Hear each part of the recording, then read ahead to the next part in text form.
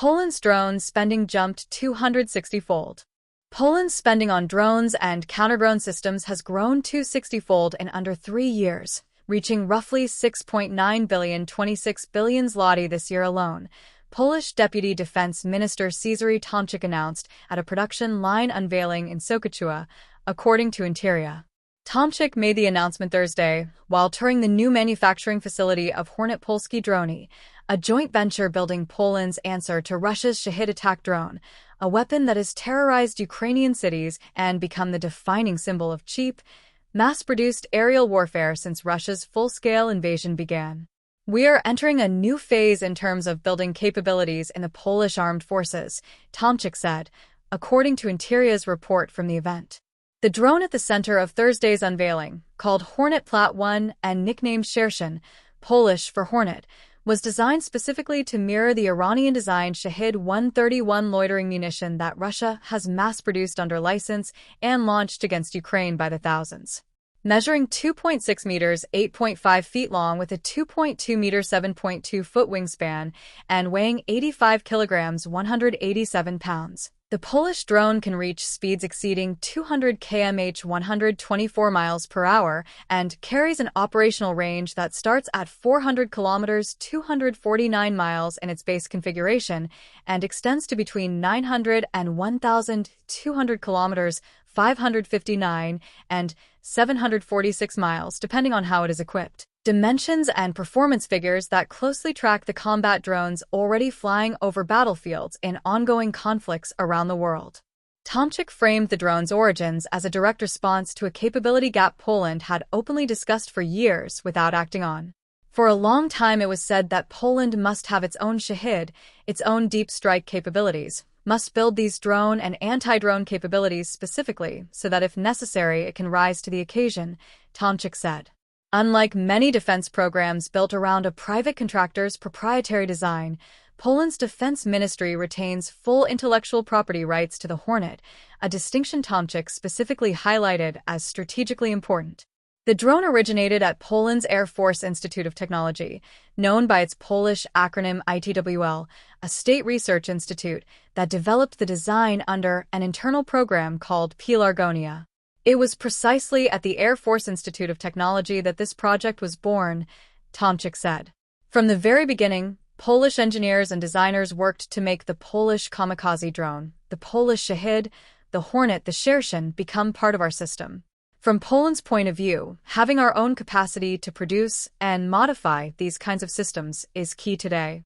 That emphasis on domestic production capacity reflects lessons Poland has drawn directly from watching how the war in Ukraine has unfolded, where both sides have discovered that raw drone inventory matters less than the ability to replace losses quickly under sustained combat conditions. Drones are the future, I have no doubt about that, Tomczyk said, adding that what matters is not simply owning tens of thousands of drones, but having the capacity to produce them rapidly. ITWL initially developed the airframe not as a weapon but as an aerial target drone, built to give Polish air defense crews realistic practice intercepting Shahed-type threats during training exercises, and that training variant, designated for aerial target, remains in active testing at Poland's Central Air Force Proving Ground in Uska, where it is flown alongside various counter-drone systems the Polish military is separately evaluating. A combat-configured version carrying an explosive warhead, designated OWA for one-way attack, has since been developed alongside the training variant and is expected to enter serial production later this year, according to earlier reporting from Polish outlet Polska Zbrojna, the Polish Armed Forces' own news service. ITWL engineers have specifically prioritized the drone's guidance and control systems in ongoing refinement work on the combat variant.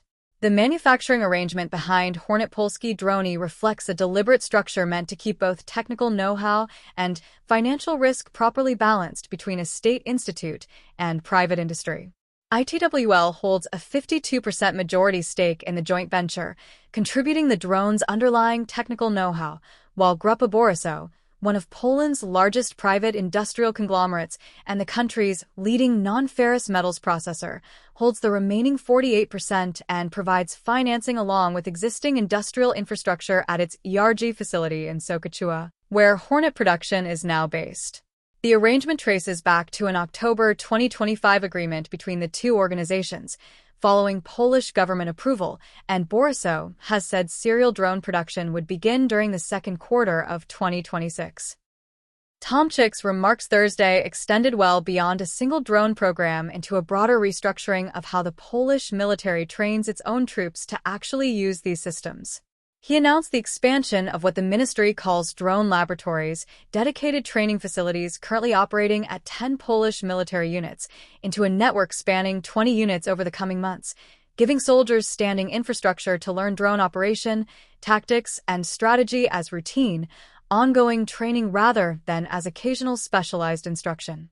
I would also like to announce from here that we are entering a new phase in terms of building capabilities in the Polish armed forces, Tomczyk said.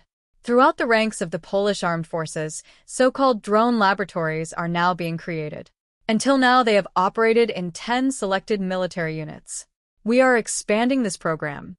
Over the coming months, we will build drone laboratories in 20 military units in Poland, which will serve as the foundation for soldiers' training, learning, functioning, and building techniques and strategies using drones on a daily basis.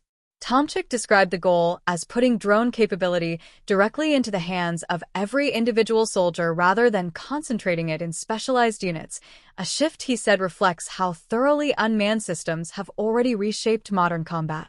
Every soldier must have the ability and the technical foundation to use drone systems, which today will be available at the level of every platoon, Tomczyk said, adding that each squad would be equipped with observation systems.